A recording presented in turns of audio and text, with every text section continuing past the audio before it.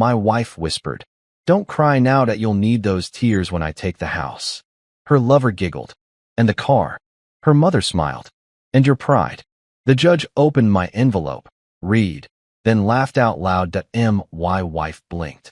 What's funny? The judge only said, Karma, daughter. True revenge story. Let me start with this. The courtroom was colder than a mother-in-law's hug. And trust me, I knew exactly what that felt like because mine was sitting 3 rows behind my soon-to-be ex-wife, staring daggers through my skull like she was trying to set me on fire with pure contempt alone. But here's the kicker. While the room temperature hovered somewhere between meat locker and Antarctic winter, my palms were producing enough sweat to solve California's drought crisis. I'm talking full-on Niagara Falls situation happening in my hands. And of course I was wearing my best suit, the Navy one I'd saved for job interviews and funerals, which was fitting because this divorce hearing felt like both simultaneously. I sat there in the defendant's chair, or maybe it was the plaintiff's chair. Honestly, I'd stopped caring about legal terminology around the time my lawyer told me I was probably screwed, but let's see what happens. Which is exactly the kind of reassuring legal advice you want when your entire life is being dissected in front of a judge who looked like she'd rather be literally anywhere else. My dignity was hanging by a thread thinner than the lies my wife had been feeding me for the past year, and that thread was fraying faster than my sanity. Across from me sat Talia, my wife of 5 years, though wife felt like a generous term at this point considering she'd spent the last 6 months treating our marriage vows like a rough draft she could edit at will. She looked like she'd just won the lottery, and in her mind, she probably had. The winning ticket was my life, neatly packaged and ready to be split down the middle, with her taking the bigger half, because apparently that's how divorce math works when you've got a shark for a lawyer and the moral compass of a parking meter. Right beside her, practically glued to her shoulder like a barnacle on a yacht, sat Adrian fucking Prescott. Yeah, I'm using his full government name because that's what he deserves. Adrian was her office friend. And I'm using the heaviest air quotes imaginable here because calling Adrian her office friend was like calling the Titanic's maiden voyage a minor inconvenience. This guy wore a smirk so wide you could park an 18-wheeler in it. The kind of smirk that said he knew exactly what he'd done and was proud of it. Like a toddler who'd just successfully used the toilet for the first time, except way more infuriating and significantly less endearing. Behind them, sitting like the queen of a kingdom built on lies and Botox, was Veronica Chen Richards, my mother-in-law and certified nightmare fuel.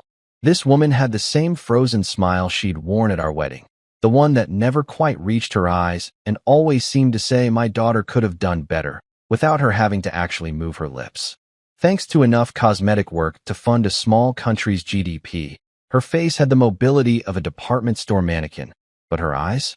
Those eyes could cut glass. And right now they were cutting straight through me with the precision of a laser-guided missile. Judge Patricia Lynn sat at her bench looking like she'd seen this exact circus about 7,000 times before and was thoroughly unimpressed with our particular performance. She was flipping through files with the calm detachment of someone who'd spent decades watching adults act like petulant children fighting over who got the good toy, and her expression suggested she'd already mentally checked out and was probably planning her lunch order. My lawyer, Theodore Marks, call him Teddy, he'd said during our first meeting, though I'd started mentally calling him Teddy the Ineffective, sat beside me looking like he'd already written my obituary and was just waiting for the right moment to deliver the eulogy.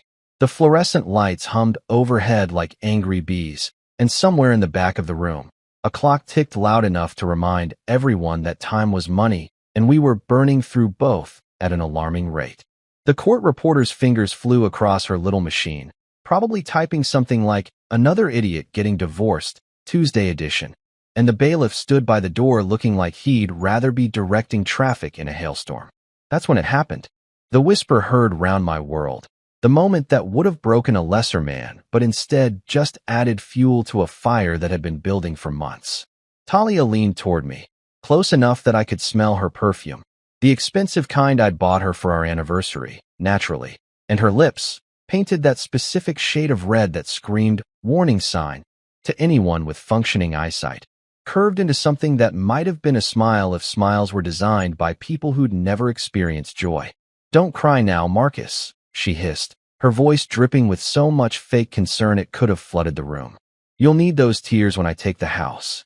Adrian, because of course he couldn't resist joining in like the third wheel he'd become in my marriage, actually had the audacity to chuckle. Not even a quiet chuckle, but a full-throated laugh that echoed in the otherwise silent courtroom. And the car, he added, like he was reading items off a shopping list. My car. The one I'd saved for 3 years to buy. Veronica, not wanting to be left out of this family bonding moment at my expense, smiled sweetly, or as sweetly as someone with that much Botox could manage, which is to say not very. And your pride, dear, she cooed, her voice sugar-coated poison. I should have cried right then and there. Any normal person would have broken down, would have let the weight of this public humiliation crush them into the courthouse floor. The old Marcus, the one who'd believed in love and marriage and happily ever after, would have crumbled like a cookie in a trash compactor. But I didn't cry. Instead, I smiled. Not a big smile, nothing dramatic that would tip my hand, just a small, knowing smile that probably looked insane given the circumstances, but felt absolutely perfect. Because here's the thing they didn't know, the beautiful secret that was keeping me together while they tried to tear me apart. I had an envelope in my briefcase. A manila envelope, unremarkable on the outside but packed with enough explosive truth bombs on the inside to turn this entire courtroom proceeding into the greatest reality show episode never aired. They had no idea what was coming. None of them. Not Talia with her red lips and empty promises. Not Adrian with his smirk and borrowed confidence. Not even Veronica with her frozen face and calculating mind. They'd planned this whole performance, choreographed my downfall like a Broadway production, and they were so confident in their victory that they'd gotten sloppy. And me? I was about to turn their courtroom into a comedy show, with them as the punchline. 6 months earlier, I was living what I genuinely believed was a pretty decent life, the kind that didn't make headlines but didn't require therapy either, or so I thought in my blissfully ignorant state. I had a steady job running logistics for Brennan Construction, a mid-sized firm that specialized in commercial buildings and the occasional residential project when the money was right. The pay wasn't going to land me on any Forbes lists, but it covered the mortgage, kept the lights on, and left enough for the occasional weekend splurge at restaurants where the waiters didn't know your name because you came in too often. I had a decent home in a neighborhood that real estate agents called up and coming, which is code for not terrible, but not great either, and maybe don't walk around alone after dark. It was a 3-bedroom colonial with a yard that needed constant attention and a garage that had become a storage unit for things we swore we'd use someday, but never did. The kitchen had granite countertops that Talia had insisted on during renovations, the kind that cost more than my first car and apparently were essential for her Instagram aesthetic, even though she couldn't cook to save her life. And then there was my wife, Talia Marichan Richards, who pretended to love me with about the same enthusiasm and authenticity as she pretended to enjoy her twice-yearly diet kicks. You know the type?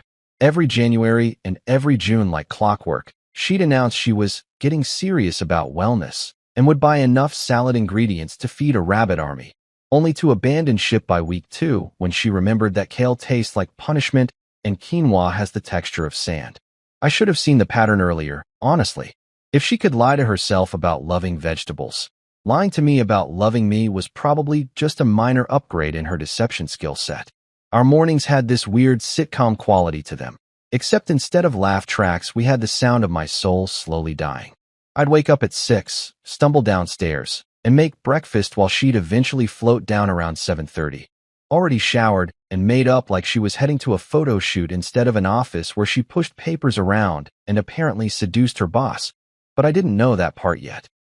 I'd plate up scrambled eggs, toast, maybe some bacon if I was feeling ambitious, and she'd look at it with this expression like I'd just served her roadkill on a paper plate.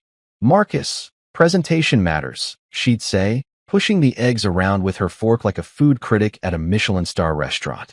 You just pile it on the plate like we're at a prison cafeteria. Could you at least try to make it look appetizing? Lady, they're scrambled eggs, not the Mona Lisa. I'd think, but never say, because I was still operating under the delusion that happy marriages required you to swallow your sarcasm along with your pride. So I'd nod, apologize, and promise to watch more Food Network, which I never did because I had actual work to do and couldn't spend my afternoons learning how to make eggs look photogenic. The real morning ritual, though, the one I could set my watch by, was Veronica's daily phone call. This woman had a sixth sense for calling at the exact moment I sat down with my coffee, like she had cameras installed in our house, or maybe just that special mother-in-law radar that detects moments of peace and immediately destroys them. The conversation always, and I mean always, started the same way. "You still at that job, Marcus?" Not "good morning," or "how are you," or even, "is my daughter treating you like a human being today?" Just straight to questioning my employment status like I was some kind of professional job hopper who couldn't hold down a position at a lemonade stand. Never mind that I'd been at Brennan Construction for 4 years, had earned 2 promotions, and was basically running the entire logistics operation for the company's East Coast projects. None of that mattered to Veronica because in her world, if you weren't a surgeon, lawyer, or CEO, you were basically one step above homeless. Yes, Veronica, still at Brennan, I'd say, stirring my coffee with more force than necessary while Talia pretended not to hear the conversation even though she was sitting 3 feet away. She'd respond, and that contained more judgment than a Supreme Court ruling. "And they're treating you well?" No talks of restructuring. Restructuring was her fancy word for layoffs, because heaven forbid she used common terminology like normal people. If sarcasm burned calories, I'd have been shredded like a men's health cover model by month 2 of our marriage. I spent so much energy biting my tongue and swallowing snide comments that I should have had the jawline of a superhero. But instead, I just had high blood pressure and a growing collection of stress headaches that I treated with discount ibuprofen from Costco. The perfect mask, the one that made us look like a normal functioning couple to our neighbors and friends, started developing cracks around March.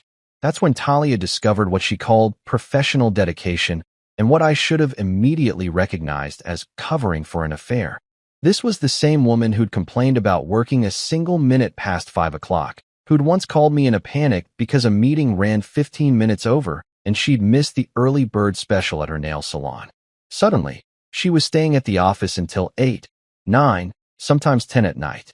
"Big project," she'd explain, breezing and smelling like expensive wine and someone else's cologne, though I didn't consciously register that detail yet because my brain was still in faithful husband mode and hadn't switched over to suspicious detective mode.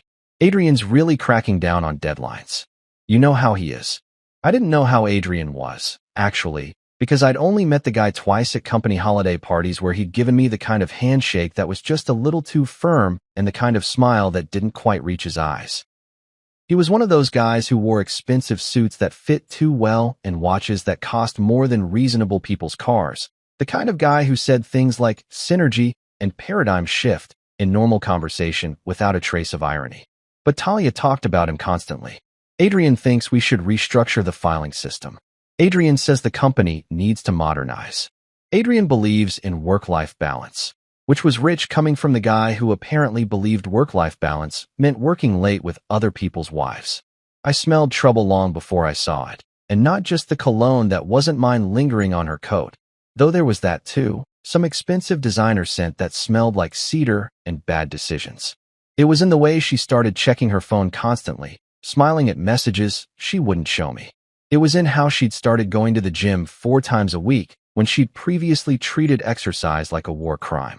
It was in the new lingerie I found in her drawer, tags still attached, that definitely wasn't for my benefit since our intimate life had gone from occasionally enthusiastic to quarterly obligation somewhere around our 3rd anniversary. My buddy Jake from work, a guy who'd been through 2 divorces and considered himself a battlefield veteran of matrimonial warfare, pulled me aside one day at lunch. "Brother," he said, gesturing with a burrito that was falling apart in his hands. "I've seen that look before. That's the look of a man whose wife is either planning a surprise party or planning an exit strategy, and nobody plans surprise parties anymore. She's just busy with work," I'd said, because denial is a hell of a drug, and I was mainlining it. Jake had given me this look, this sad knowing look that said he'd been exactly where I was and knew how the story ended. "Sure, man. Work. Just keep your eyes open, yeah?" I should have listened to Jake. I should have trusted my gut, that queasy feeling I got every time Talia said she had to work late again. But instead, I did what a lot of people do when they sense their marriage is circling the drain. I worked harder at pretending everything was fine. I made nicer breakfasts. I cleaned the house more. I suggested date nights that she'd cancel last minute because of work emergencies. Looking back now, sitting in that courtroom 6 months later with all the truth laid bare, I realized that March was when my marriage died. I just didn't know it yet, because nobody tells you that betrayal doesn't announce itself with trumpets and fanfare. It sneaks in quietly, wearing expensive cologne and working late at the office, while you're at home making scrambled eggs that aren't pretty enough and answering phone calls from a mother-in-law who never thought you were good enough anyway. The happy lie was that I thought I had it all. The truth was that I never had any of it to begin with. It was a Tuesday, because of course betrayal picks the most boring day of the week to rear its ugly head and blow your life to smithereens. Not a Friday where you could at least drown your sorrows at happy hour. Not a Monday where everything already sucks anyway, so what's one more disaster? But a Tuesday, the middle child of weekdays that nobody thinks about and everyone forgets. The kind of day where your biggest concern should be whether to have leftover pizza or make a sandwich for lunch, not whether your entire marriage is a sham built on lies and designer cologne. I was cleaning the kitchen because that's what I did every Tuesday evening, like some kind of domestic robot programmed for mundane household tasks. Talia was supposedly at another one of her late meetings that had become so frequent I could have created a bingo card, and I was scrubbing the counter with the kind of aggressive determination usually reserved for crime scene cleanup. There was a stubborn coffee stain that had been there since Sunday, mocking me with its persistence, and I was taking out my vague frustrations on it with a sponge and enough elbow grease to polish a car. The kitchen was quiet except for the hum of the refrigerator and whatever mind-numbing playlist Spotify had decided I needed to hear. Something with acoustic guitars and lyrics about love lasting forever, which in retrospect was the universe's idea of a cruel joke. I'd just started tackling the dishes in the sink, hands deep in soapy water that was slightly too hot, but felt kind of good in a punishing way, when I heard it, the buzz of Talia's phone sitting on the counter where she'd left it before jumping in the shower upstairs. Now, I'm not normally the kind of guy who checks his wife's phone.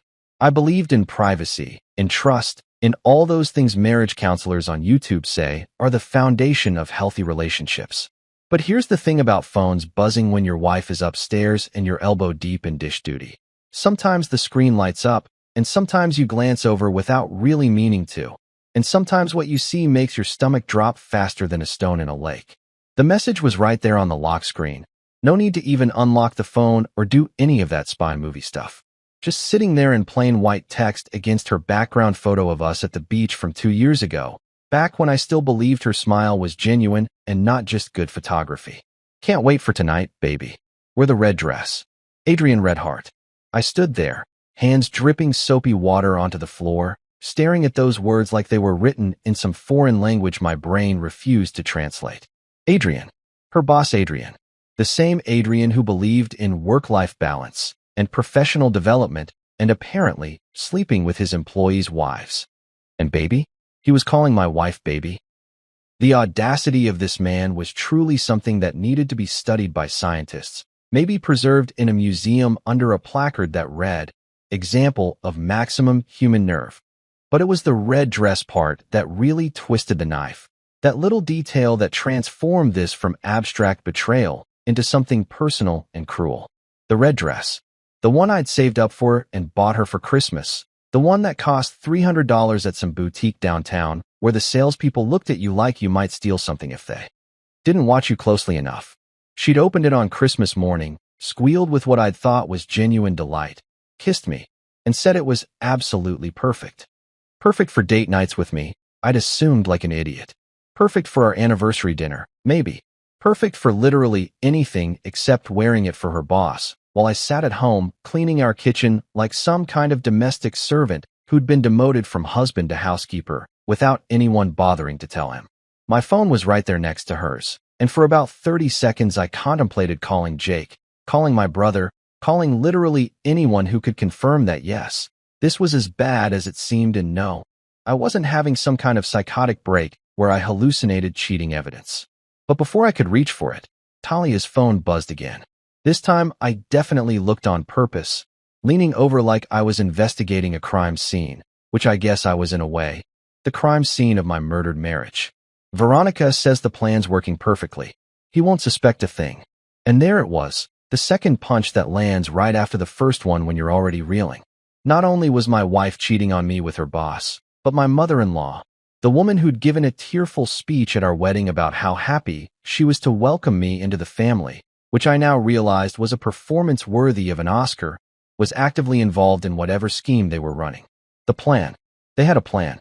A plan that involved me being too stupid or too trusting or too busy scrubbing coffee stains to notice that my entire life was being systematically dismantled by the people who were supposed to care about me.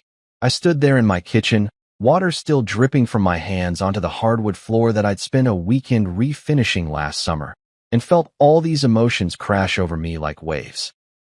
Anger, sure, that was the obvious one. The hot, burning rage that made me want to march upstairs and confront Talia right there in the shower, watch her try to explain away these messages with whatever lies she'd surely have prepared. Hurt, definitely. That deep, aching feeling that starts in your chest and spreads outward until your whole body feels heavy. Betrayal, humiliation, shock, the whole buffet of negative emotions you get to sample when you discover your marriage is a fraud. But underneath all of that, competing with it and eventually winning out, was something else entirely. It was clarity. Sudden, sharp, crystal clear clarity that cut through all the confusion and doubt I'd been feeling for months. All those late nights at work, all the new clothes, all the times she'd pulled away when I tried to kiss her or touch her or do any of the things married couples are supposed to do. It all made sense now. I wasn't going crazy. I wasn't being paranoid. I was being played, and apparently not very well since they'd gotten sloppy enough to leave evidence lying around on unlocked phones in easily accessible kitchens. The old Marcus, the one who'd existed up until about 3 minutes ago, would have exploded right then. Would have screamed and thrown things, and probably done something stupid that would have given them ammunition to use against me later. Would have stormed upstairs and made a scene that the neighbors would have heard through the walls, giving them something to gossip about at the next HOA meeting. But I didn't explode. I didn't throw her phone against the wall or chuck it in the sink with the dishes or do any of the dramatic things my body was urging me to do. Instead, I did something that surprised even me. I smiled. Not a big smile. Not the kind that would look insane if anyone saw it. Just a small, private smile that felt like the first honest expression I'd worn in months. Because here's the thing about betrayal that nobody tells you until you experience it firsthand. It's like bad sushi from that sketchy place downtown that you knew you shouldn't eat at, but did anyway, because you were hungry and stupid and thought you'd be fine. Once you swallow it, once it's in your system, you can't just spit it out or wish it away. You've got to let it run its course, let your body process it, deal with all the unpleasant symptoms that come with it, and then eventually flush it out of your system entirely. I picked up a dish towel and dried my hands carefully, methodically, like I was performing surgery instead of just wiping off water. I looked at Talia's phone one more time, memorizing those messages, burning them into my brain so I'd never forget this moment, this turning point where everything changed. Then I went back to washing dishes, back to scrubbing that stubborn coffee stain, back to being the husband who supposedly won't suspect a thing. Because if they wanted to play games, if they wanted to run plans and schemes and whatever else they had cooking, then fine. I could play too. And unlike them, I'd actually be good at it. Enter Leo Cruz, my college roommate turned private investigator, and probably the only person in my life who hadn't stabbed me in the back yet, though statistically speaking, I was probably due for another betrayal any day now. Leo and I had met during freshman year at State, bonded over our mutual hatred of our pretentious philosophy professor who insisted we call him Dr. Enlightenment. Yes, really, and had stayed friends through all the years that followed, even when life took us in completely different directions. While I'd gone the corporate route, climbing the ladder at construction firms and attending boring meetings about quarterly projections, Leo had taken his criminal justice degree and transformed himself into something between a private investigator and a tech wizard, specializing in cases that required more gadgets than common sense. The man had more surveillance equipment than Batman's utility belt and worse coffee than the DMV, which is really saying something, because DMV coffee tastes like it was brewed using water from the same place they develop photos of terrible driver's license pictures. His office was located above a dry cleaner in a part of town that real estate agents called emerging and everyone else called sketchy but not actively dangerous, wedged between a pawn shop that had definitely seen some criminal activity and a diner that served breakfast all day to people who looked like they'd seen some stuff and weren't interested in discussing it.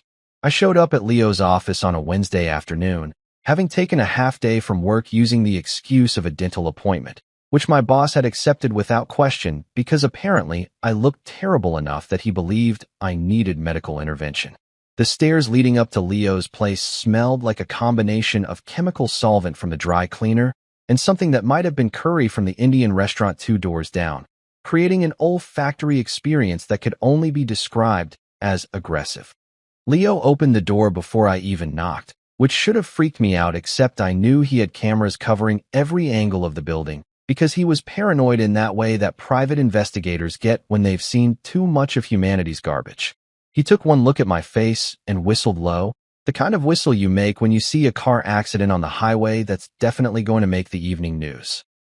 "Damn, Marcus, you look like someone ran over your dog, backed up, and then ran over it again just to make sure," he said, stepping aside to let me into his office, which was exactly as chaotic as I'd expected. Papers covered every surface. Multiple computer monitors displayed various feeds and windows I couldn't begin to understand, and there was a half-eaten sandwich on his desk that looked like it had been there since the previous administration. "Worse," I said, collapsing into the chair across from his desk, which had seen better days and was currently held together by what appeared to be duct tape and hope. "Someone's running over my life, and they've invited my mother-in-law to drive." I told him everything. The messages on Talia's phone, the red dress that was apparently moonlighting as a fair attire, Veronica's involvement in whatever plan they were executing, all the late nights and suspicious behavior I'd been too stupid or too trusting to question before. Leo listened without interrupting, which was unusual for him because the man normally had opinions about everything from politics to pizza toppings.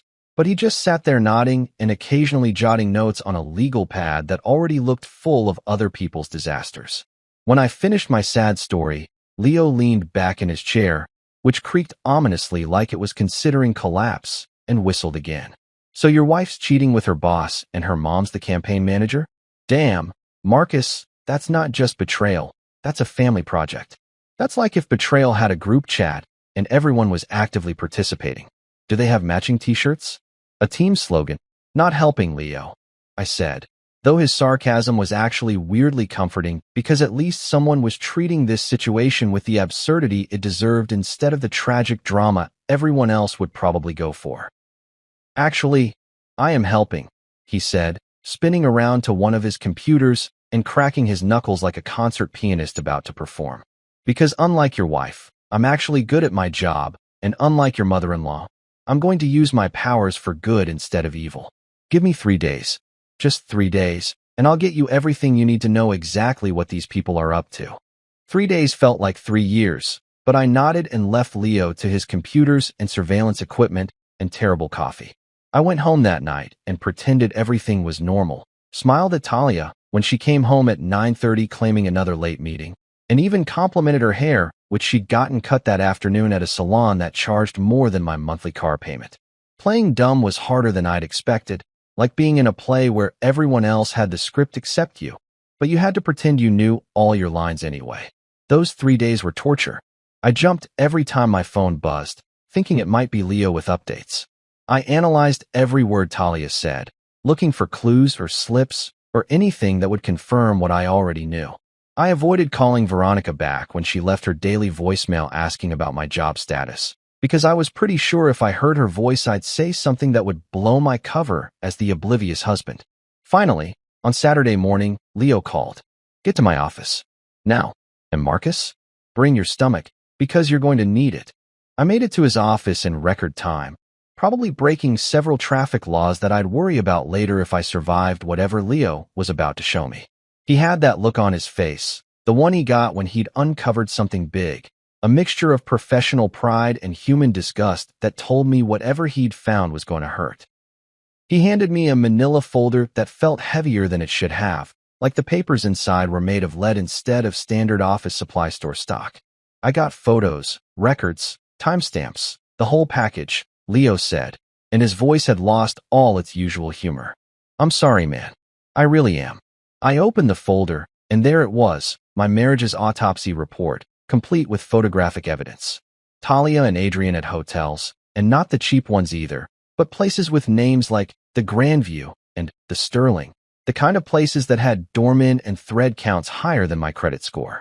There were photos of them holding hands at restaurants I couldn't afford, kissing in the parking lot of my gym, my GYM, the place I went to work out and try to stay healthy, and they'd contaminated it with their affair like some kind of betrayal biohazard. But the real kicker, the thing that made my hands shake as I flipped through the evidence, was a recording Leo had managed to plant under Veronica's table at some fancy restaurant downtown.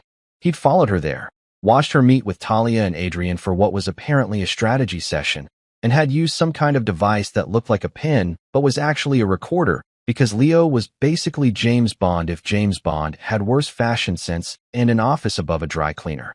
I plugged in the earbuds Leo handed me and pressed play, and Veronica's voice came through crystal clear, like Satan had decided to start an audiobook career.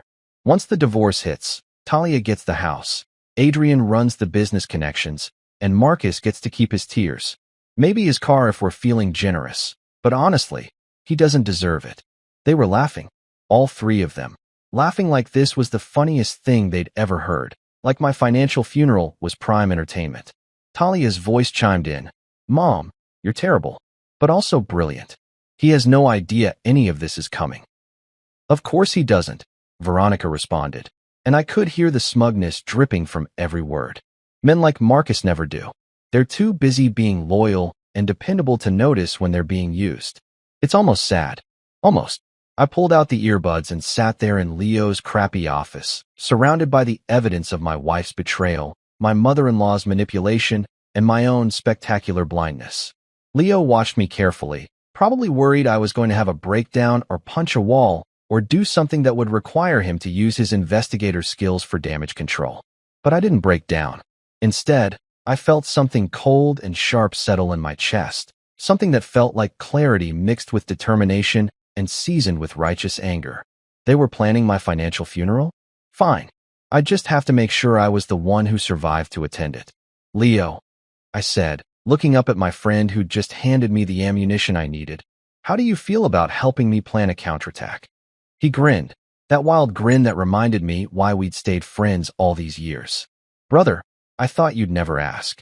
Leo and I decided to dig deeper, which in retrospect sounds like the opening line to either a really good detective story or a really bad horror movie. And spoiler alert, it ended up being both. We were sitting in his office, surrounded by all the evidence he'd already collected, and I was having what could only be described as a moment of clarity mixed with temporary insanity. The kind of moment where you make decisions that future you will either thank you for or curse you out for, depending on how things shake out. "I have a spare key to Veronica's house," I said, the words coming out before my brain could fully process what I was suggesting. "She gave it to us years ago for emergencies, back when she was pretending to trust me with basic household responsibilities." Leo looked at me like I'd just suggested we rob a bank using water guns and a strongly worded letter. "Marcus, buddy, pal, my legally not responsible for your decisions friend. Are you seriously proposing we break into your mother-in-law's house?" "It's not breaking in if I have a key," I countered, using the kind of logic that sounds solid at 2 in the morning, but probably wouldn't hold up in actual court. "That's just entering. Legally. With permission that was granted under false pretenses, but still technically permission." "That is absolutely not how the law works," Leo said. But he was already pulling out his bag of tricks, the one he used for jobs that required what he called field work, and what normal people called probably illegal, but we're not going to think too hard about it. "But you know what? I'm in. This woman orchestrated a conspiracy against you involving her own daughter and some corporate sleazebag. If we're going down swinging." That's how I found myself, on a Tuesday afternoon, again with the Tuesdays. Apparently that was just my day for life-changing terrible decisions. Parked outside Veronica's house in the suburbs, the kind of neighborhood where everyone's lawn looked like it was maintained by professional gardeners, and the HOA had 17 rules about acceptable mailbox colors.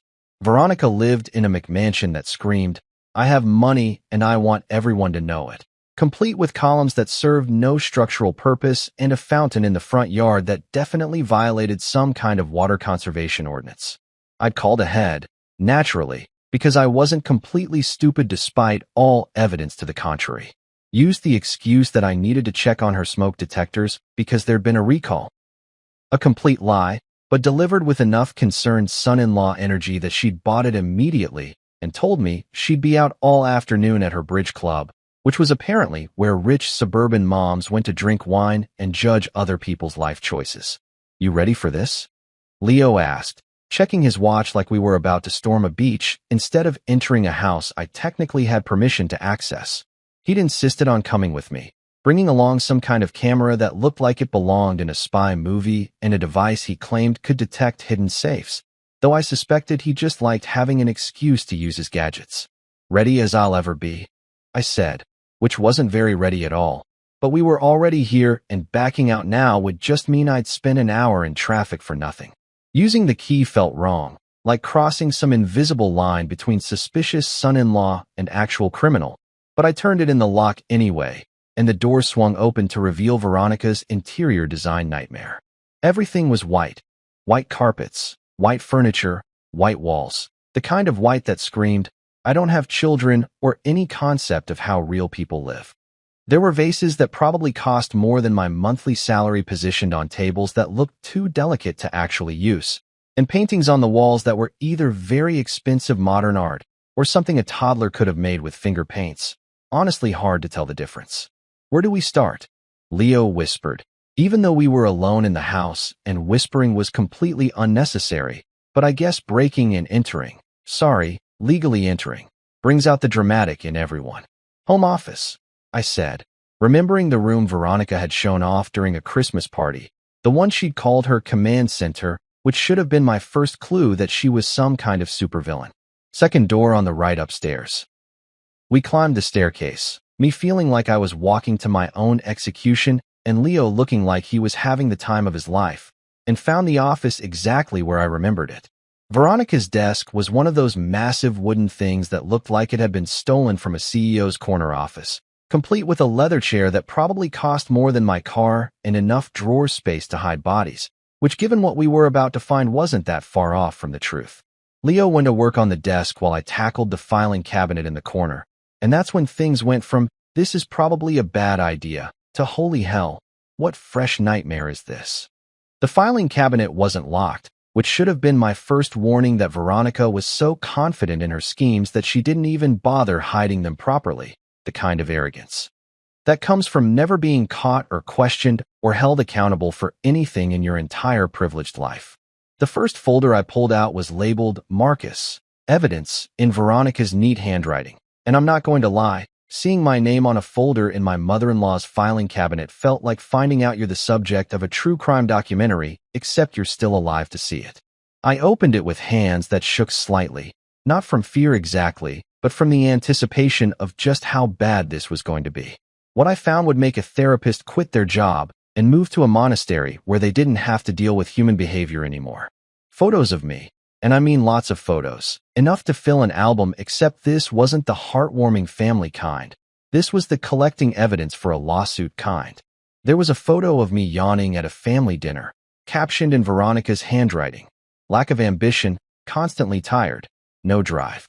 Lady, I was yawning because your stories about your bridge club drama put me to sleep, not because I lacked ambition.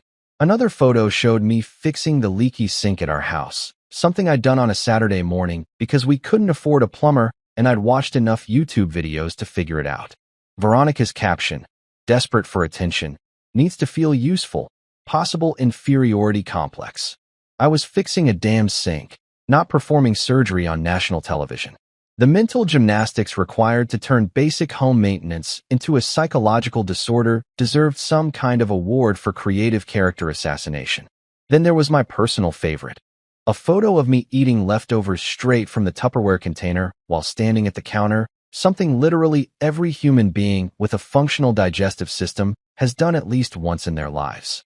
Her caption, financially unstable behavior, cannot afford proper meals, lacks basic social graces. Lady, I wasn't financially unstable. I was married to your daughter who'd just spent $200 at Target on decorative pillows we didn't need, and I was trying to save money by eating the perfectly good Chinese food from 2 nights ago instead of ordering new food like some kind of wasteful monster. "Marcus," Leo called from the desk, his voice tight with barely controlled anger. "You need to see this. Now." I walked over to find him holding a stack of letters, official-looking documents on law firm letterhead that made my stomach drop to somewhere around my knees. They were letters to lawyers, multiple lawyers from the looks of it, all describing me in terms that would make a villain from a soap opera seem sympathetic by comparison. Erratic behavior, emotionally unstable, lazy and unmotivated, financially irresponsible, possibly dangerous.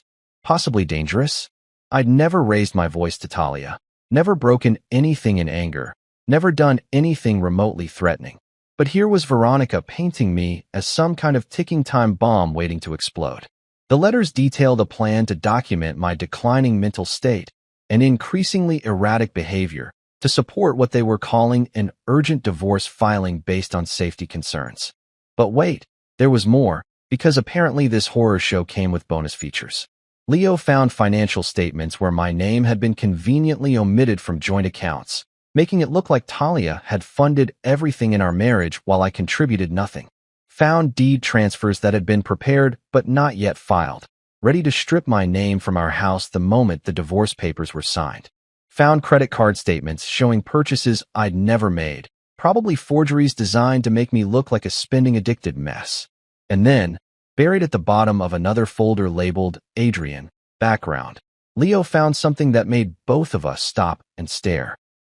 A background check on Adrian Prescott, the golden boy, the supposed upgrade from me, the man who was going to bring class to the family, according to Veronica's own words that Leo had recorded. Adrian had fraud charges. Multiple fraud charges from 8 years ago involving a real estate scheme that had collapsed and left investors holding worthless paper.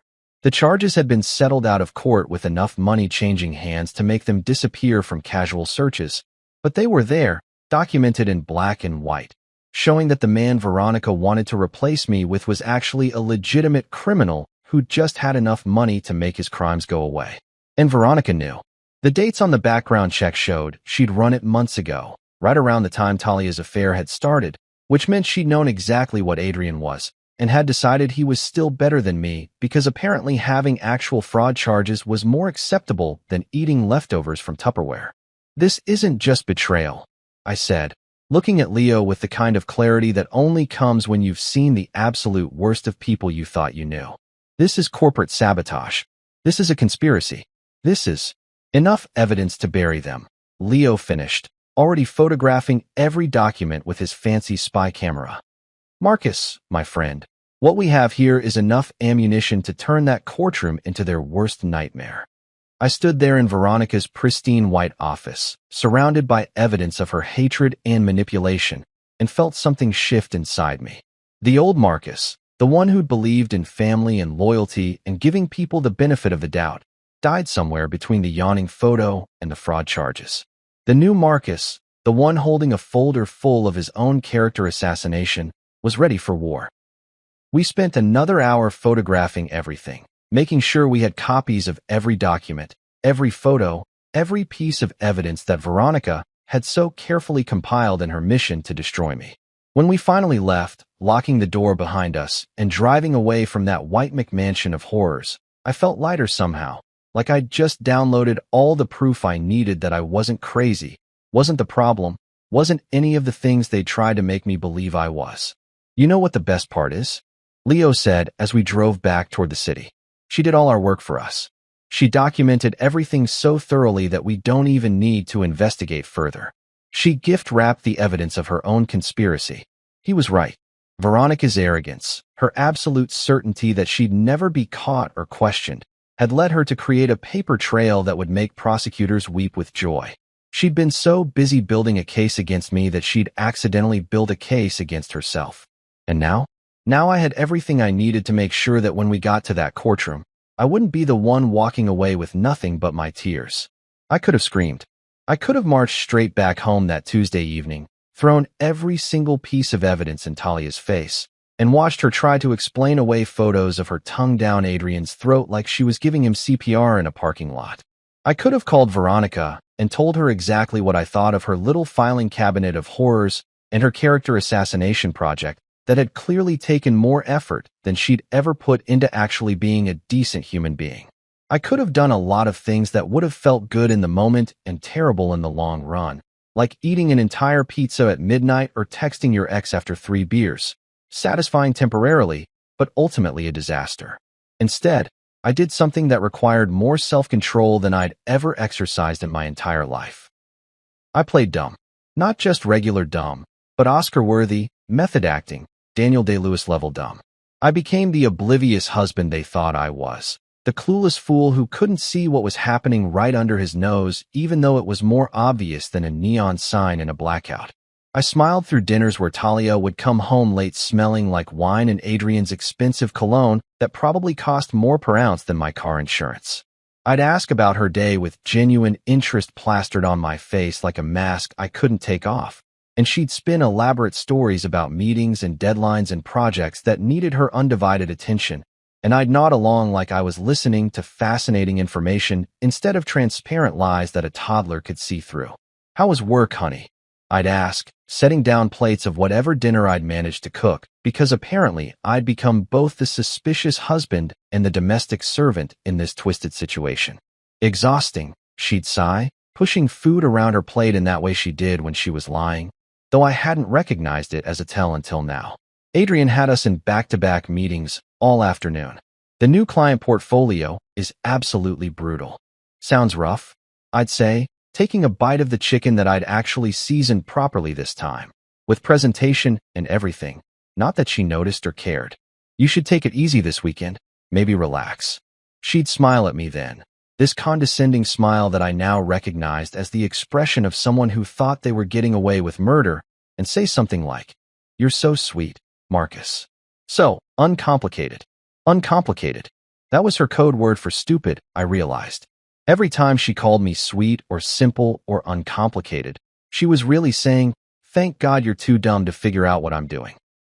The thing about hindsight is that it makes you want to go back in time and slap yourself for missing obvious clues.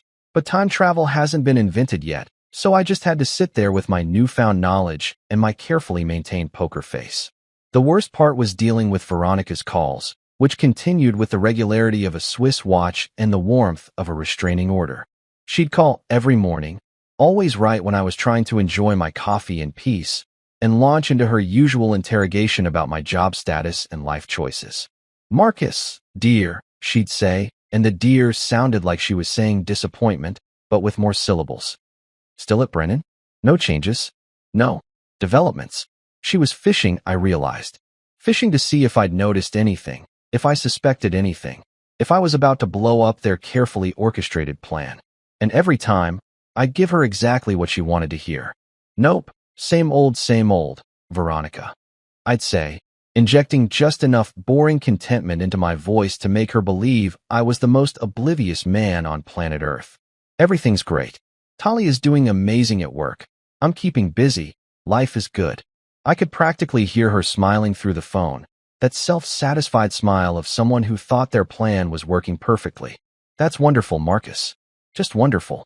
Meanwhile, Leo was working overtime collecting evidence like he was preparing for the trial of the century, which in a way, I guess he was. He'd set up surveillance on Adrian's apartment, a penthouse in the expensive part of downtown that probably had a doorman and a gym and all those amenities that separated living from living well. The photos he collected were damning enough to sink a battleship. Talia showing up at Adrian's place at 9 p.m. on a Wednesday, when she'd told me she was at her book club, leaving at 1 a.m. looking significantly more disheveled than any book discussion should warrant. "Your wife's book club meets at Adrian's bedroom, apparently," Leo had said, showing me the photos in his office while I tried not to put my fist through his wall. "And the only thing they're reading is each other's text messages, based on how much time they spend on their phones." He'd also tracked their bank transfers, found a secret account Talia had opened 3 months ago, and had been funneling money into, probably preparing for her post-divorce life of luxury with Adrian. Found emails between Talia and her divorce lawyer, a shark named Patricia Hendricks who specialized in high-conflict separations, which was lawyer code for, "I'll take everything you have and make you thank me for it." The emails were particularly enlightening, painting a picture of me that would make anyone think I was one bad day away from a complete breakdown. unstable behavior patterns, emotional volatility, possible substance issues. I didn't have substance issues unless you counted an unhealthy dependence on coffee and sarcasm, but apparently Veronica's documentation project had included making up problems that didn't exist. They're building a narrative, Leo explained, showing me printouts of the correspondence. Classic divorce strategy. Make you look like a mess, make her look like a victim, take everything in the settlement. But here's the thing they didn't count on. We have evidence that their evidence is fabricated. That's like evidence inception. While they were busy painting me as an unstable, unemployed man-child who couldn't function without supervision, I was busy being exactly what I'd always been. A guy who worked 60-hour weeks managing complex logistics for a construction company, paid bills on time, maintained the house, and made breakfast that apparently needed better presentation, but was still perfectly edible. The disconnect between their fantasy Marcus and actual Marcus was so wide you could drive a convoy of trucks through it. I started keeping my own documentation, just in case.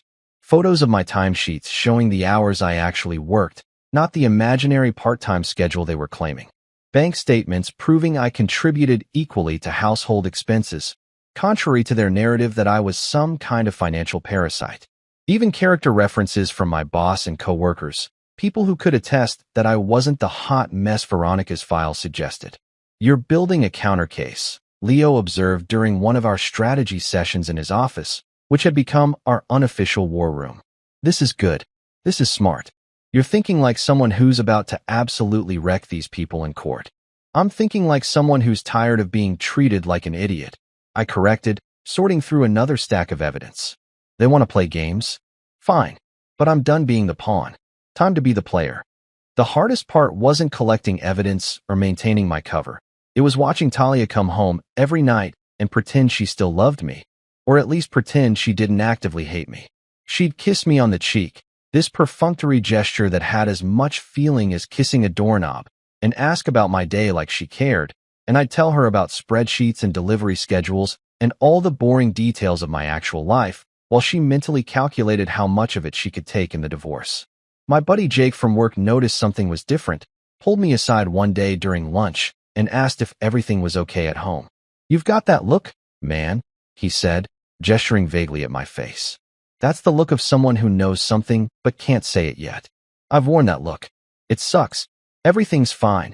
I lied, because I couldn't risk word getting back to Talia through the workplace gossip chain. Just stressed about the Morrison project. Jake didn't believe me. I could see it in his eyes. But he nodded anyway and changed the subject to football, which I appreciated because pretending to care about sports was easier than pretending my marriage wasn't a complete dumpster fire. The weeks crawled by with agonizing slowness, each day feeling like a month as I smiled and nodded and played the part of the husband who won't suspect a thing. I complimented Veronica's unsolicited advice about my career, thanked Talia for her patience with my various imaginary shortcomings, and generally acted like the perfect victim they needed me to be. But here's what they didn't understand, what their arrogance prevented them from seeing. The calm before the storm isn't weakness. It's preparation. It's strategy. It's the moment when you load all your ammunition and check your aim and wait for exactly the right time to fire. And my time was coming. The divorce papers were apparently being prepared, the trap was being set, and they thought they were the hunters. They had no idea they were about to become the prey, that every smile I gave them was really me counting down to the moment when their whole world would collapse. Leo called it the clapback. I called it justice. Either way, it was going to be spectacular. The divorce papers arrived on a sunny Thursday, which felt like the universe's idea of a sick joke, the kind of cosmic irony that makes you wonder if God has a twisted sense of humor or just really enjoys watching people suffer in high definition. There's something particularly offensive about receiving documents that essentially accuse you of being worthless as a human being while the sun is shining and birds are chirping and everything outside looks like a scene from a feel-good movie. It was 72 degrees, not a cloud in the sky, the kind of perfect spring day where people go jogging or have picnics or do literally anything except get served with divorce papers that read like a character assassination written by someone who failed creative writing but passed advanced lying. I was standing in the kitchen, always the kitchen. Apparently that was my designated spot for life-changing disasters. making a sandwich for lunch because I'd actually taken a personal day from work, told my boss I needed to handle some family matters, which wasn't technically a lie even if he assumed I meant something normal like a sick relative instead of preparing for legal warfare against my wife and her criminal boyfriend. The doorbell rang just as I was debating whether to add tomatoes, and I opened it to find a process server who looked like he'd rather be anywhere else, which made two of us. "Marcus Reed?" he asked, though his tone suggested he already knew the answer and was just following protocol. "That's me," I said, accepting the manila envelope that felt like it weighed about 1,000 pounds despite being just paper and ink and lies. "You've been served. Have a nice day," he said, which had to be the most absurd thing anyone had ever said while handing someone divorce papers. "Have a nice day? Really? That's like a doctor saying congratulations after diagnosing you with food poisoning. Nothing says have a nice day like legal documents that essentially call you a failure as a husband, a provider, and a human being capable of basic functioning." I closed the door, walked back to the kitchen, and opened the envelope with the same enthusiasm most people reserve for opening bills or jury duty summons. The papers were thick, professionally printed on expensive legal letterhead that probably cost more than my lunch, and they painted a picture of our marriage that would have been hilarious if it wasn't so infuriating.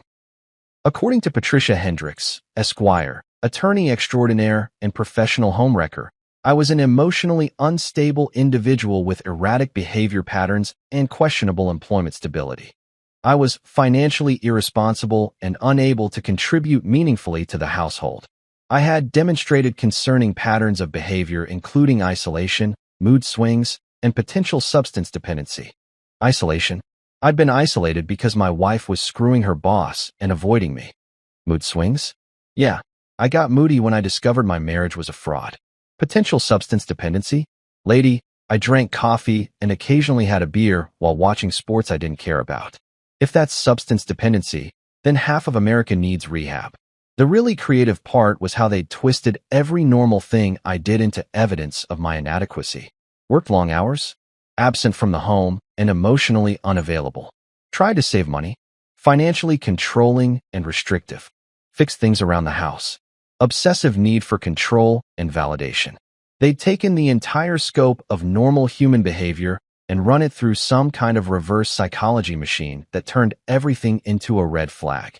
My phone rang before I'd even finished reading through all the character assassination, and naturally, it was Talia, because apparently receiving divorce papers wasn't traumatic enough without a follow-up call from the person trying to destroy your life. I almost didn't answer, almost let it go to voicemail so I could throw my phone into the wall and pretend this wasn't happening. But then I remembered, I was playing a part. The oblivious, soon-to-be defeated husband who didn't see any of this coming. "Hello," I answered, injecting just enough confusion into my voice to sound authentic. "Marcus," Talia said, and her voice had that sugary quality she used when she wanted something or was about to deliver bad news disguised as kindness, like a poison cake with really good frosting. "I'm sure you've received the papers by now. I just wanted to call and make sure you're okay. I know this must be difficult for you." "Difficult for me? Lady, you're divorcing me while sleeping with your boss and letting your mother document my every move like I'm a criminal on trial. And you want to check if I'm okay? That's like stabbing someone and then asking if they need a Band-Aid." "I'm processing," I said, which wasn't a lie.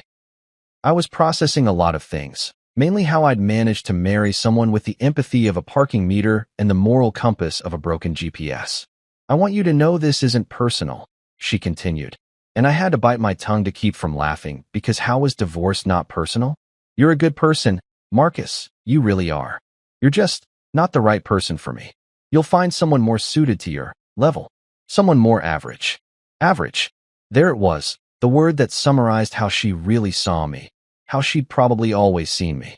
Not someone who worked hard, not someone who'd supported her career and dealt with her nightmare mother, and tried to make our marriage work despite all the red flags that I'd ignored because I was stupid enough to believe in love. Just average. Mediocre. Good enough for someone else. Maybe, but not good enough for her now that she'd upgraded to a boss with a fraud record and an expensive watch. Something snapped in that moment. Some internal wire that had been holding back my sarcasm and anger and sheer disbelief at the audacity of this woman. "Wow," I said, and my voice came out calmer than I felt, which was an achievement considering I wanted to scream. You're really leveling up here, Talia. From wife to headline on a courtroom transcript. That's quite the career move. There was a pause, a moment of silence where I could practically hear her trying to figure out if I was being sincere or sarcastic, if I understood what she'd just said, or if I was too average to catch the insult. What's that supposed to mean? She finally asked. Nothing, I said, smiling to myself even though she couldn't see it. Just wishing you all the best with your future endeavors. I'm sure Adrian will bring a lot to your relationship. A criminal record, for instance. That's something new. Another pause, longer this time, and I could hear the uncertainty creeping into her voice. I don't know what you're talking about. Sure you don't, I said. Have a great day, Talia. Really, enjoy it while it lasts. I hung up before she could respond, before she could spin more lies or try to manipulate me with that fake concern she wore like a costume. My hands were shaking slightly, not from fear but from the adrenaline of finally saying something that wasn't part of my act, of letting a tiny crack show in my oblivious husband facade. She didn't get it, of course. The comment about Adrian's record went right over her head, probably because Veronica had convinced her it didn't matter or didn't exist or was somehow my fault. That was fine. I wasn't aiming for immediate laughs or recognition or any kind of dramatic revelation. This wasn't a movie where the hero drops hints and the villain suddenly realizes they're doomed. This was real life, and in real life, the best revenge is served so cold it gives people frostbite. I picked up my phone again and called Leo, who answered on the first ring like he'd been waiting for this exact moment, which knowing Leo, he probably had been. They served you, he asked without preamble. Yep, I said, looking at the papers spread across my kitchen counter like a crime scene. Full character assassination, creative writing worthy of a fiction award, the works. They're going for everything. Good, Leo said, and I could hear the grin in his voice. That means they're confident. Overconfident. That's when people make mistakes. It's showtime, I said, feeling something settle in my chest, something that felt like determination mixed with righteous anger and seasoned with just enough pettiness to make things interesting. How fast can you compile everything we've got into a format that'll make a judge actually pay attention? Already done, Leo said, because of course he was ahead of me. I've got photos, recordings, financial records, Veronica's entire filing cabinet of crazy, Adrian's background checks showing his fraud charges, emails between Talia and her lawyer, bank transfers to secret accounts, and a timeline that shows they've been planning this for at least 6 months. It's beautiful, Marcus. Like a symphony of evidence. Can you have it ready for the hearing? Brother, I'll have it ready and gift-wrapped with a bow. I'll bring popcorn too, because this is going to be one hell of a show. I looked at the divorce papers again, at all the lies and manipulations and twisted versions of reality that they thought would bury me. They thought I was average, thought I was too stupid or too trusting or too broken to fight back. They thought they could take my house, my car, my pride, my entire life, and I'd just accept it because that's what average people do when faced with superior forces. But here's what they didn't understand, what their arrogance and their careful planning and their 6 months of scheming had blinded them to. Average people can be dangerous when you push them too far. Average people can collect evidence and build cases and wait for exactly the right moment to strike.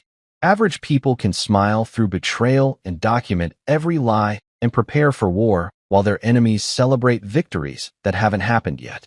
The sun was still shining outside, birds still chirping, the perfect Thursday continuing like nothing had changed. But everything had changed. The papers were served, the trap was set, and they thought they were closing in for the kill. They had no idea the prey had teeth. I visited Veronica one last time exactly 3 days after receiving the divorce papers, which gave me just enough time to practice my broken man routine in the mirror like some kind of depressing theater production where the only audience member was my reflection and we both knew the performance was terrible but necessary. Leo had coached me on what to say, how to act, what emotional buttons to push to get Veronica talking, because apparently being a private investigator also meant being an amateur psychologist who understood how narcissists couldn't resist an audience, especially when that audience was someone they'd successfully destroyed. You need to go in defeated, Leo had said during our strategy session the night before, demonstrating what defeated looked like by slumping in his chair, and making his face do this sad, droopy thing that honestly made him look like a depressed basset hound. She needs to think she's won completely, that you're there to basically wave the white flag and maybe beg for scraps. Narcissists can't resist a victory lap. She'll want to gloat, and when she gloats, she'll tell you everything. And I'll be recording the whole thing, I'd confirmed, holding up the pen that wasn't actually a pen, but was instead a recording device that Leo had acquired through methods I decided not to ask about, because plausible deniability seemed like a good legal strategy. Exactly. Just remember, you're not Marcus the logistics manager who has his life together. You're Marcus the broken failure who's finally realized how pathetic he is.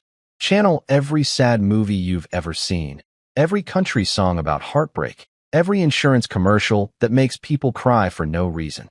So there I was, Thursday evening, pulling up to Veronica's McMansion of horrors in my car that apparently I didn't deserve to keep according to their divorce papers, wearing my most defeated expression and carrying emotional baggage that was partly real and partly performed. I'd called ahead, naturally, told her I needed to talk, let my voice crack just enough to sound desperate without overselling it, because even Veronica might be suspicious if I showed up acting like a character from a soap opera.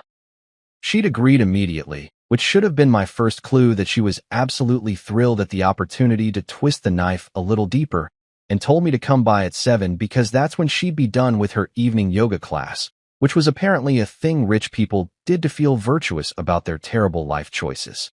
The door opened before I even knocked, and there stood Veronica in workout clothes that probably cost more than my monthly grocery budget, her face frozen in that Botox smile that somehow managed to look both welcoming and threatening simultaneously, like a shark that had learned to mimic human expressions but hadn't quite mastered the warmth part.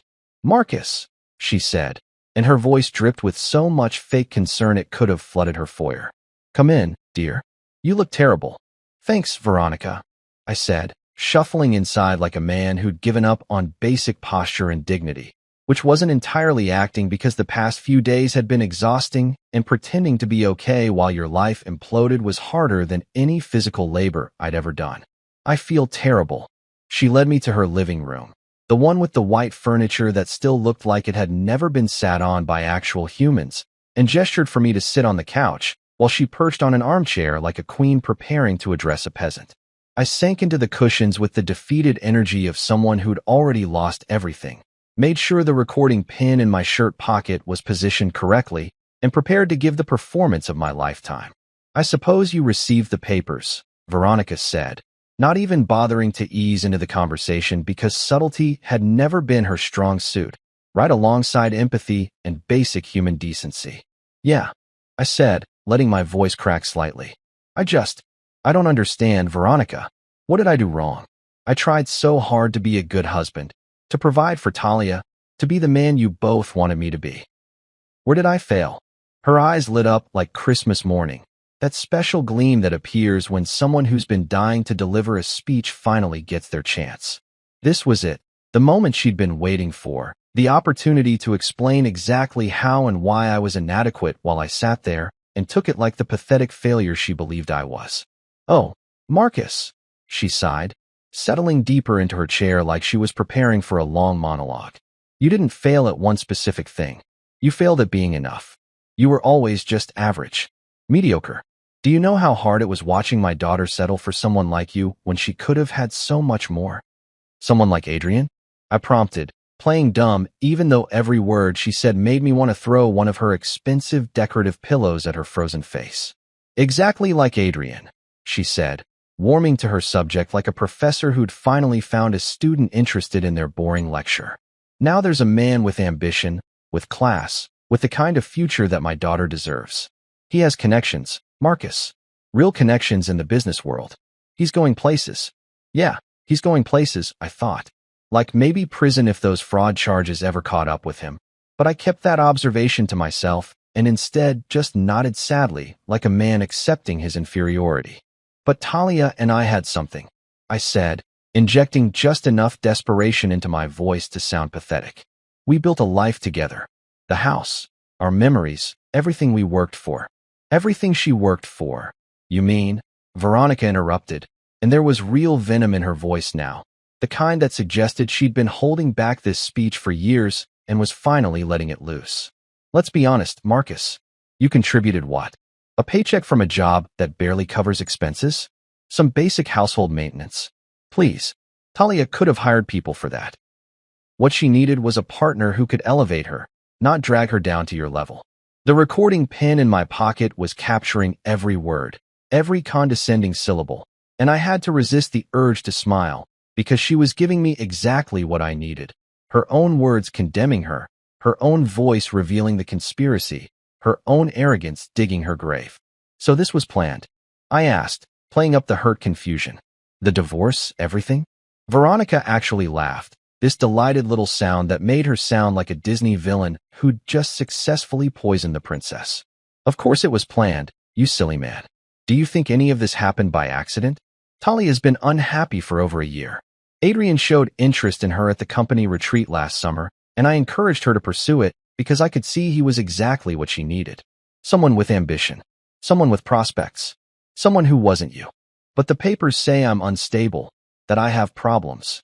Well, we had to say something, didn't we? She said, waving her hand dismissively like she was swatting away a fly instead of discussing the destruction of my reputation.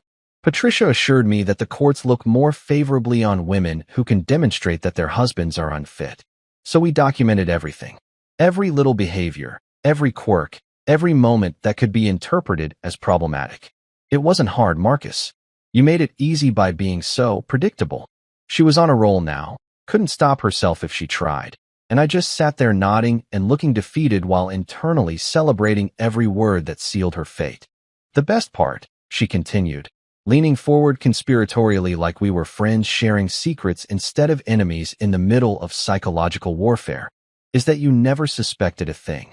Talia would come home from Adrian's apartment, and you'd just accept whatever excuse she gave you. Working late, she said in a mocking voice that I assumed was supposed to be mine. It was almost too easy. You're so trusting, Marcus. So naive. That's what happens when you're average. You can't conceive that people might be smarter than you, might be playing games you don't even understand.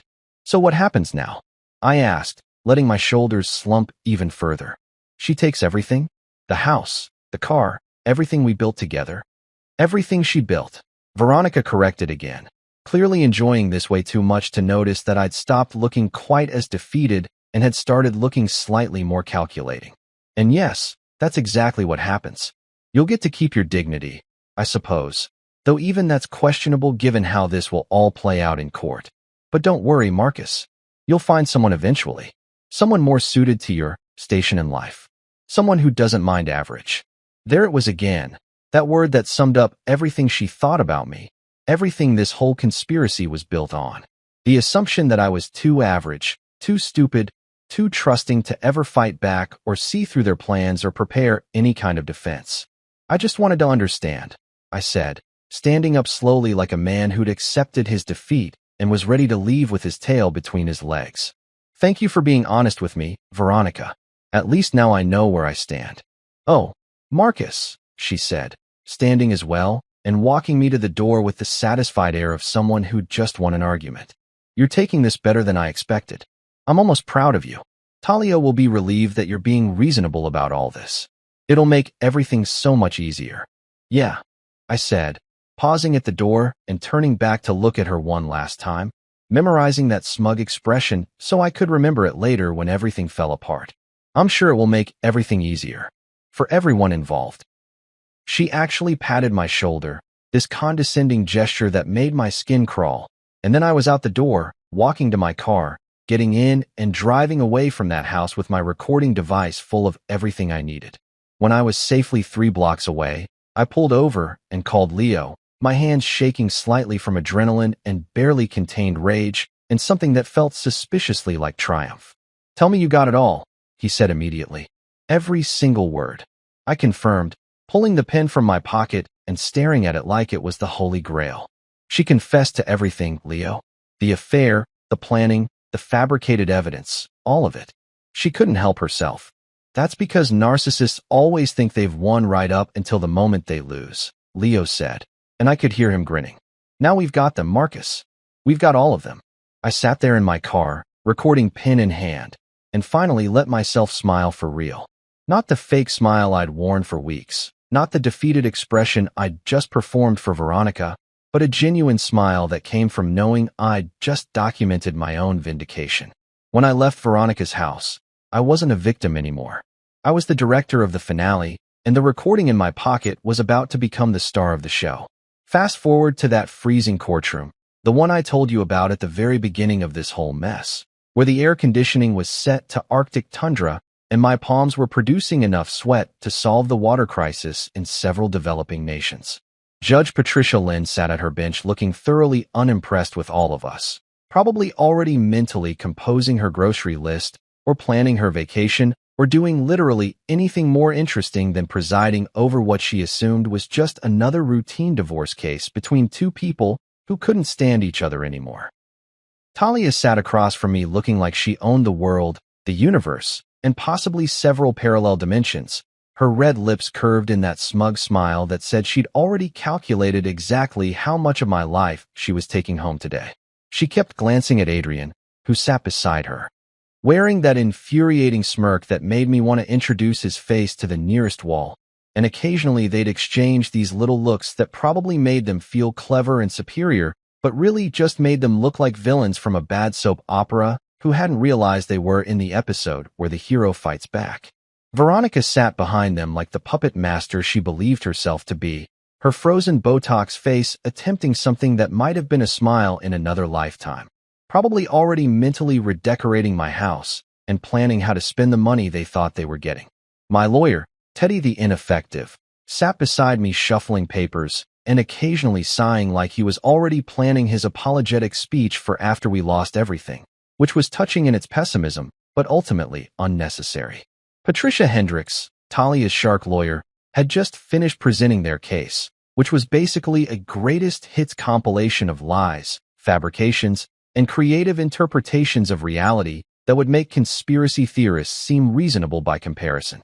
She'd painted me as an unstable, financially irresponsible, possibly dangerous man-child who couldn't hold down a job or a coherent thought, using Veronica's carefully documented evidence and spinning it into a narrative that made me sound like I should be in therapy, unemployment, or possibly witness protection from myself. The judge had listened with that expression judges get when they've heard the same story 1,000 times, nodding occasionally and taking notes that probably said things like, another messy divorce, and why do people do this to themselves? When Hendricks finally finished her performance, Judge Lynn looked at me with what I interpreted as pity mixed with exhaustion, like she was already preparing the ruling that would give Talia everything and leave me with whatever scraps they felt generous enough to throw my way. Mr. Reed, she said, her voice carrying that particular tone that suggested she expected this to be over quickly. Do you have anything else to present to the court? This was it.